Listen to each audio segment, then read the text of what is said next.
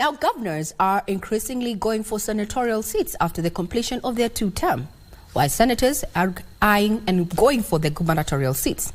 Even as senators directly oversight governors, and many have raised concerns of conflict of interest, especially if a former governor is sitting in a key committee in the Senate.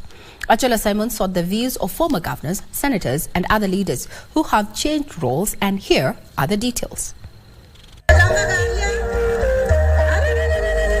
Jig for a 10-year devolution work that has left tangible footprints across the country, but also cries of misappropriation of resources. There have been major changes, but still there's a lot of very many functions, devolved functions are either still with the national government or the money for running them is still with the national government.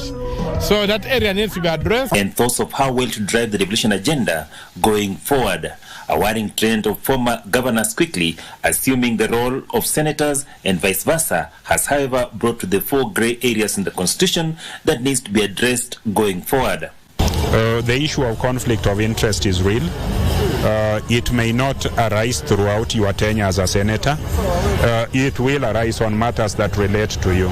How that is handled is provided for in a law and standing orders. You have to declare it and excuse yourself from being a participant in matters that would conflict yourself, your interest, and the interest of the public.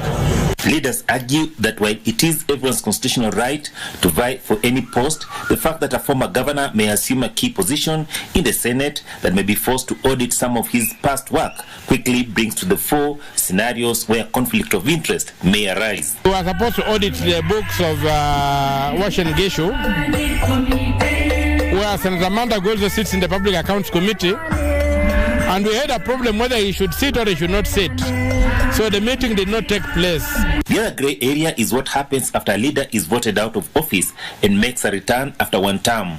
Currently, the Bungoma governor is serving his supposed second term, but the constitution remains silent on if he'll serve an extra term, having been voted out in his second attempt before regaining his seat in his third attempt. The question is, now I'm serving my second term.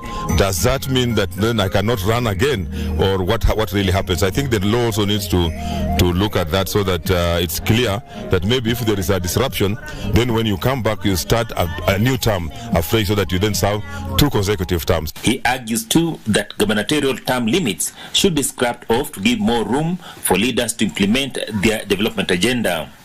Okiya Omtata, the Busia County Senator, however, wants more efforts put in place to ensure accountability at the county level.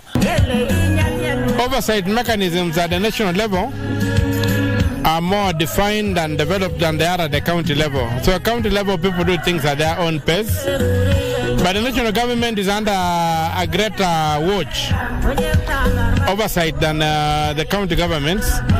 I think it's because of the belief that the amount of money that goes to the counties is small, and also the failure to develop some key institutions. Achola Simon, Prime Edition, Uasin Gishu County.